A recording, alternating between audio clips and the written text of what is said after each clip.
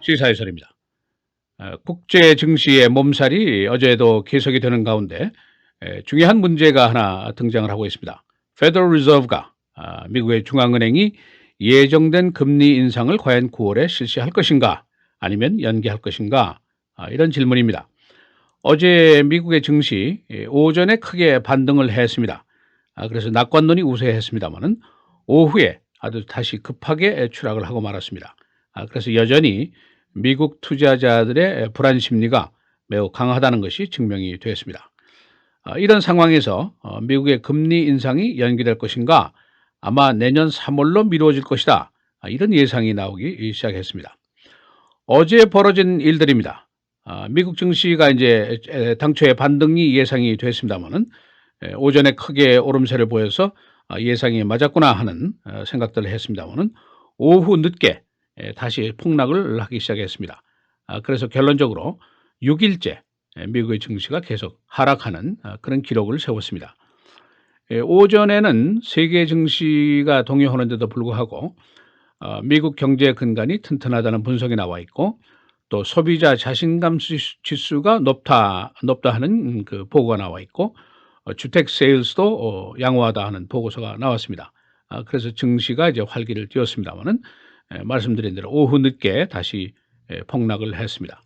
이 투자자들 중국의 증시가 계속 추락하고 있는 것, 또 세계 경제에 대한 우려, 걱정, 불안전 이런 것이 국내 경제가 호조를 보이고 있다는 소식보다 더 강렬하게 작용한 것이다. 이렇게 평가를 할 수가 있습니다. 중국의 증시, 상하이 지수가 어제 또 1.5%가 더 떨어졌습니다. 나흘째 계속 폭락을 하고 있는데 어제는 중국 정부가 금리를 긴급 인하했습니다.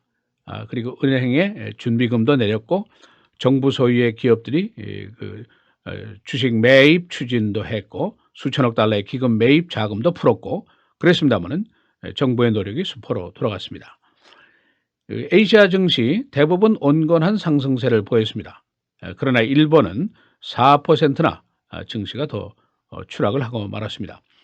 유럽 쪽도 증시 대부분이 온건한 회복을 보였고 국제 오일가 그리고 미국의 오일가가 다시 다소 상승을 시작했습니다. 지금 이제 중요한 질문이 두 가지입니다. 하나는 중국이 지금 계속되고 있는 증시 소요 사태를 막을 능력이 있는 것인가? 이 질문이고 또 하나는 미국의 페더럴 리저브 중앙은행이 예정된 금리 인상을 제대로 그냥 할 것인가 아니면 연기할 것인가? 이런 질문이죠.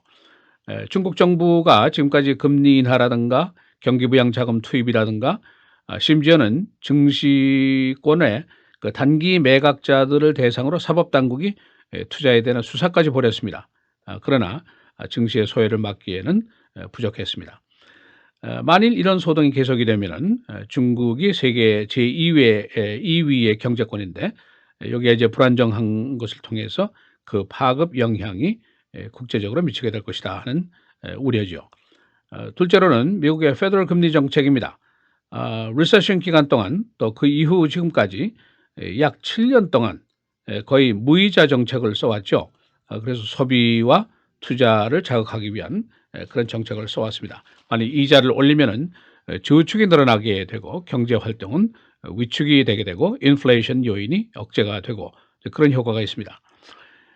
미국의 경제 근간 지금 뭐 성장이 지속적으로 잘 되고 있고 고용도 늘어나고 있고 앞에서 말씀드린 대로 이 소비자 자신감, 컨피던스도 늘어나고 있고 주택 시장의 세일스도 늘어나고 있고 전반적인 소비도 늘어나고 있고 그러니까 좋은 상태죠. 그러니까 이 시점에서는 이제 지금 그 저이자 정책을 마감해야 된다 하는 답변이 당연히 나올 수가 있습니다. 그리고 이제 페더럴 리저브가 이런 근거로 해서 당초에 금년 9월 회의를 마치고 인상을 하게 될 것이다. 이제 그런 예가 나왔습니다. 물론 서서히 점차적으로 올리겠지만은 하여튼 인상을 할 것이다 하는 예상이 이미 나왔었습니다. 그런데 이제 이참에 현재 벌어지고 있는 국제적인 증시의 소용돌이가 이제 지속이 되고 중국의 경제가 침체되고 있다는 것이 이제 확실하게 나타났고 그런 상황이 좀 바뀌었죠. 그러니까 전문가들이 새로운 예상들을 합니다. 지금 미국의 그 인플레이션 위험 소지가 별로 높지 않다는 것이죠. 금년에 이제 금리가 오르고 굉장히 나쁜 상황이 계속되고 있는데 지금 올릴 필요가 있겠느냐, 무리수를 둘 필요가 있겠느냐, 이제 그런 얘기죠. 그러면은 연기를 한다.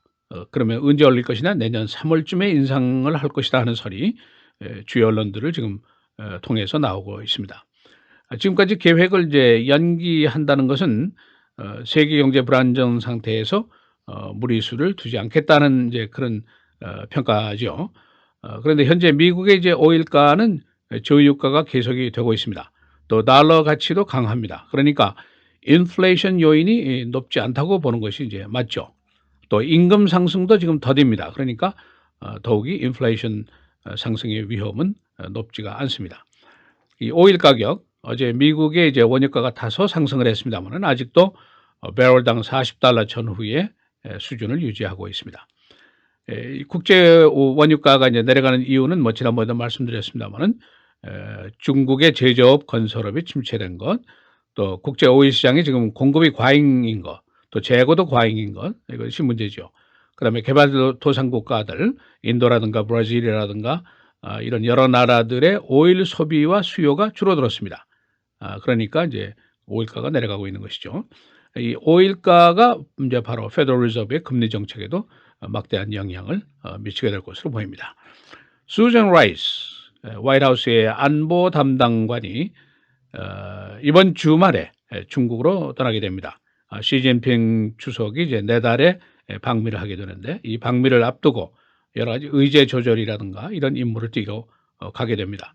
이번에 이제 기본적으로 오바마 대통령과 시진핑 주석 간의 회담에서는 상호 간의 또는 지역적인 또는 국제적인 이슈를 논의한다, 이제 이런 기본을 세우고 있는데 여러분 아시는 대로 수많은 이견이 양국 간에 남아 있습니다. 그러나 이제 지금 경제 문제가 더 심각하니까 이 문제까지 이제 불거져서 이 문제도 중요한 타픽이 되지 않을까, 이제 그런 예상입니다. 미국은 그동안 중국이 인위적으로 통화 가치를 계속해서 절하 정책을 써왔는데 여기에 대해서 미국이 여러 번 항의를 했죠. 이걸 계속 내리게 되면은 미국의 수출에 이제 지장을 초래하기 때문이죠. 근데 이 문제도 이제 제기가 될 것으로 보입니다. 오늘 미국의 뉴욕 증시가 이제 조금 전에 개장이 됐습니다만은 6일째 하락일로 과연 오늘은 어떻게 될 것인가. 어제는 아주 ups and downs가 굉장히 심각한 그런 현상을 빚었는데 과연 오늘은 어떻게 갈 것인가. 여기에 많은 사람들이 주목을 하고 있습니다. 당분간은 대부분의 전문가들이 이 불안정한 상태의 증시가 미국에서도 계속이 될 수 있다 하는 그런 예상들을 내놓고 있습니다. 시사해설 김정일입니다.